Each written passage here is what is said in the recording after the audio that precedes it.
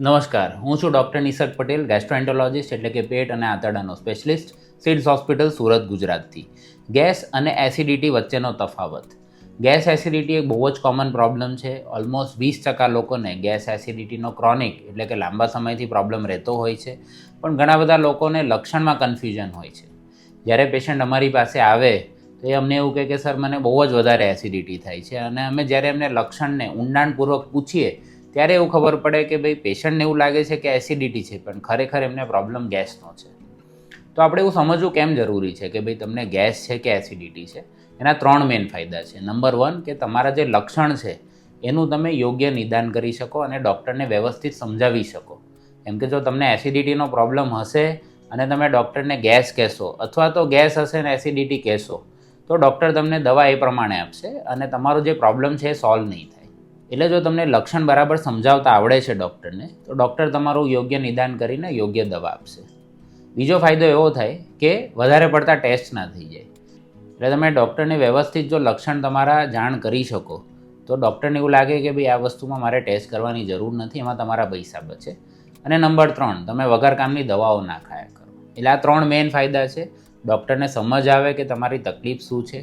Number 2, ટેસ્ટમાં વધારે પડતો ખર્ચો ના થાય. અને નંબર 3, તમને વગર કામની દવાઓ ના લેવી પડે.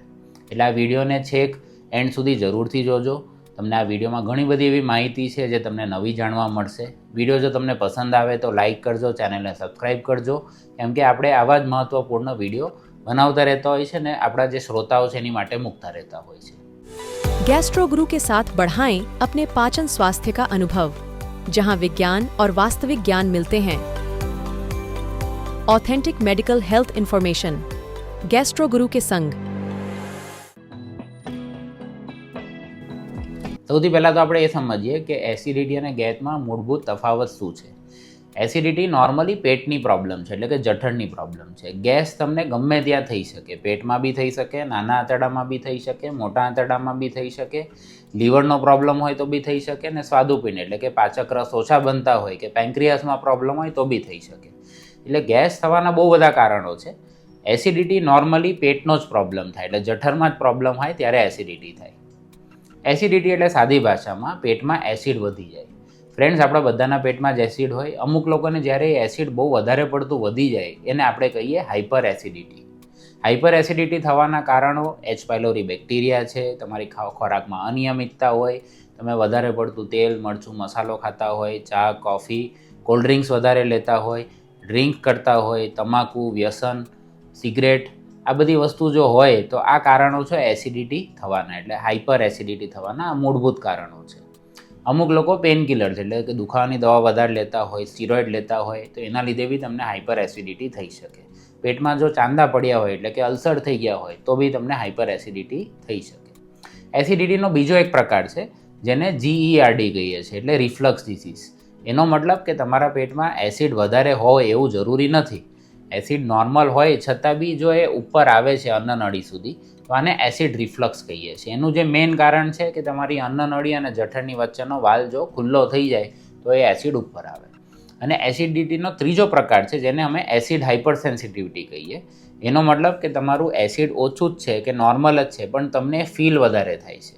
એટલે અમુક લોકોને વધારે પડતી ઠંડી લાગે કે વધારે પડતી ગરમી લાગે અને બીજા લોકોને નોર્મલ લાગે, તો એનો મતલબ કે એ લોકોનું જે શરીર છે એ આ બાબતે સેન્સિટિવ છે. જે લોકોને બી સ્ટ્રેસ વધારે રહેતો હોય, પેટના સતત વિચાર આવતા હોય તો એના લીધે એસિડ હાઇપર સેન્સિટિવિટી ડેવલપ થાય અને ફંક્શનલ ડિસ્પેપ્સિયા કે ફંક્શનલ હાર્ટબર્ન બી કહેવામાં આવે. એટલે એસિડિટીના 3 મેઇન પ્રકારો છે. એવી જ રીતે ગેસના બી કારણો અને પ્રકારો છે. પણ મેં જેમ પહેલાં કીધું કે ગેસ તમારા પેટમાં, નાના આંતરડા, મોટા આંતરડા, લીવરમાં પ્રોબ્લેમ, પેન્ક્રિયાસમાં પ્રોબ્લેમ, ઘણા બધા કારણોથી તમને ગેસ થઈ શકે.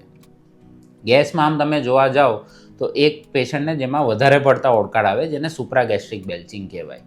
એમાં આ ગેસ તમારા પેટમાં નથી બનતો પણ તમારી બ્રીધિંગમાં પ્રોબ્લેમ છે, એટલે એ હવા અંદર જઈને પાછી બહાર આવે છે. એના ઉપર એક ડિટેલ્ડ વિડીયો છે, મેં તમને આ લિંક આપેલી છે, એમાં તમે જોઈ શકો છો. બીજું કારણ એવું હોઈ શકે કે તમારા મોટા આંતરડામાં ગેસ વધારે બનતો હોય. એનું મેઇન જે કારણ છે જો પાચન બરાબર ના થતું હોય અથવા તો મોટા આંતરડા ઉપર સોલ્યુટનો લોડ વધી જતો હોય. તો આપણા જે પેટના બેક્ટેરિયા રહેલા છે, જેને ગટ માઇક્રોબાયોમ કહીએ છીએ, એમાં ગડબડ હોવાના લીધે અથવા તો કબજિયાત હોવાના લીધે તમને નીચેથી ગેસ વધારે છૂટે કે વાછૂટ વધારે થાય, જેને આપણે કોલોનિક ગેસ કહીએ છીએ. ત્રીજો પ્રકાર છે કે જેમાં નાના આંતરડામાં ગેસ થાય. નાનું આંતરડું આપણું શું કરે છે? બધું ખાવાનું મિક્સિંગ કરીને પચાવવાનું હેલ્પ કરે છે. એમાં આપણે લીવરમાંથી પિત્ત એટલે કે બાઇલ જ્યુસ અને પેન્ક્રિયાસમાંથી પેન્ક્રિયાટિક જ્યુસ કે પેન્ક્રિયાટિક એન્ઝાઇમની મદદ જોઈએ. ઘણા બધા લોકોને જેમ કે દૂધ ના પચતું હોય, પનીર ના પચતું હોય, જે લોકો લસણ ડુંગળી વધારે ખાતા હોય તો એ લોકોને એ વસ્તુ ના પચતી હોય, અમુક લોકોને કઠોળ ના પચતું હોય, અમુક લોકોને આંતરડામાં કંઈક સોજો હોય કે કોઈક બીમારી હોય, જેના લીધે બી આ ગેસ વધારો પડતો બની શકે છે.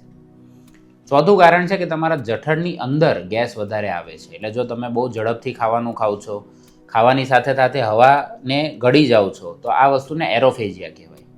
એટલે જ્યારે આપણા પેટમાં એસિડ ઓછું હોય ત્યારે પેટમાં ગેસ બની શકે, અને હાઇપોક્લોરહાઇડ્રિયા કહીએ. અને એમાં ખાધા પછી આપણને 4 કે 5 ઓડકાર આવવા એ નોર્મલ છે. એટલે ગેસ આપણા જઠરમાં આવી શકે, નાના આંતરડામાં, મોટા આંતરડામાં, લીવરનો પ્રોબ્લેમ, પેન્ક્રિયાસનો પ્રોબ્લેમ, ઝડપથી ખાવાનું ખાઓ, ખાવાનું બરાબર ચાવીને નથી ખાતા, ખાતી વખતે તમે મોબાઈલ ટીવીનો ઉપયોગ વધારે કરો છો, તો આ બધા એવા કારણો છે કે જેના લીધે તમને ગેસનો પ્રોબ્લેમ થઈ શકે. એટલે આપણે આમ જોઈએ તો એસિડિટીના કારણો અલગ છે, ગેસ થવાના કારણો અલગ છે. યસ, 20-30% લોકોને આ વસ્તુ ભેગી હોય છે, પણ 80% લોકોને આ વસ્તુ અલગ અલગ હોય છે. એટલે તમે જો ડૉક્ટરને વ્યવસ્થિત સમજાવી શકો કે મને આ પ્રોબ્લેમ છે, તો ડૉક્ટર તમારું યોગ્ય નિદાન કરે, ટેસ્ટ ઓછા કરશે અને યોગ્ય દવા આપશે. હવે લક્ષણો કયા કયા હોય? એટલે જ્યારે બી તમારી પેટમાં ગરમી વધશે, એસિડ એટલે ગરમ પદાર્થ, એટલે જ્યારે બી તમારા પેટમાં જઠર અગ્નિ વધશે તો એના લીધે શું લક્ષણ આવે? તો પેટમાં બળતરા થાય. જેમ આપણને તડકો વધારે આવે તો આપણે કેવી ચામડી બળતી હોય, એવી રીતે પેટમાં આવાળા ભાગમાં, જેને એપિગેસ્ટ્રિયમ કહીએ છીએ, એમાં બળતરા થવા, છાતીમાં બળતરા થવા. એસિડ જો રિફ્લક્સ ઉપર થતું હોય તો છાતીમાં આપણને ખાટા કે તીખા ઓડકાર મોડા સુધી આવવા, ખાંસી થવી, આ બધા લક્ષણ છે એસિડિટીના. તમે કંઈ બી થોડું ખાઓ છો, તીખું લાગે છે, પેટમાં અચાનક બળવા લાગે છે, ઉલટી જેવું ફીલ થાય છે, ઉલટી થઈ જાય છે, પેટમાં દુખાવો થાય છે, પેટમાં ભાર લાગે છે, તો આ બધા એસિડિટીના લક્ષણો છે. એટલે મેઇન એસિડિટીમાં તમને બળતરા, ખાટા તીખા ઓડકાર આવા બધા લક્ષણો હોવા જોઈએ. ગેસમાં શું લક્ષણ હોય? તો ગેસમાં કઈ જગ્યાએ ગેસ વધારે બને છે એના ઉપર લક્ષણ હોય. એટલે જો જઠરમાં ગેસ વધારે બનતો હોય તો ઓડકાર વધારે આવે, ખાધા પછી તમને પેટ ડબ લાગે, ભારે લાગે, એવું લાગે કે પેટ તમારું ફૂલી ગયેલું છે. એટલે જો મોટા આંતરડામાં કે નાના આંતરડામાં ગેસ બનતો હોય તો તમારું ખાધા પછી પેટ ફૂલી જાય, એવું લાગે કે આમ ઢોલ જેવું થઈ ગયું છે, આમ વગાડો તો ડમ ડમ ડમ ડમ વાગે બી ખરું. મોટા આંતરડામાં જો ગેસ વધારે હોય તો ગેસમાં વાછૂટ વધારે થાય. નોર્મલી 5 થી 10 વાર તો બધાને નીચેથી ગેસ છૂટતો જ હોય, પણ જો તમને 20 કે 25 વારથી વધારે ગેસ છૂટે છે અને જે ગેસ છૂટે છે એમાં દુર્ગંધ બી આવે છે, તો એનો મતલબ કે તમને આ ખાવાનું પચતું નથી અથવા તો બીજા કોઈ કારણોથી આ તમને ગેસનો પ્રોબ્લેમ છે. એટલે જો સાચા લક્ષણો આપણે પકડશો તો ડૉક્ટરને આગળ શું ટેસ્ટ કરવા કે કઈ રીતે તમને ખાવા પીવામાં ચેન્જીસ એડવાઇસ કરવા એ એમને ખબર પડશે. નોર્મલ આપણે એસિડિટીમાં કઈ કઈ વસ્તુઓનું ધ્યાન રાખવું જોઈએ? તો મેં જેમ પહેલાં કીધું કે ચા, કોફી, બીડી, તમાકુ, ગુટકા, આલ્કોહોલ, આ બધી વસ્તુ ઓછી કરો. નિયમિત ટાઈમે ખાઓ, સવારનો નાસ્તો અચૂક કરવાનો, રેગ્યુલર એક્સરસાઇઝ કરવાની, ખાધાના 3 કલાક સુધી તમારે આડા નહીં પડવાનું, જેટલું બને એટલું સ્ટ્રેસ ઓછું લેવાનું. જમવાનો જે રાતનો ટાઈમ છે એ તમારે 7:30-8 વાગે હોવો જોઈએ. ઘણા લોકો રાત્રે મોડા ખાતા હોય, એ બી એક એસિડિટી થવાનું મુખ્ય કારણ છે.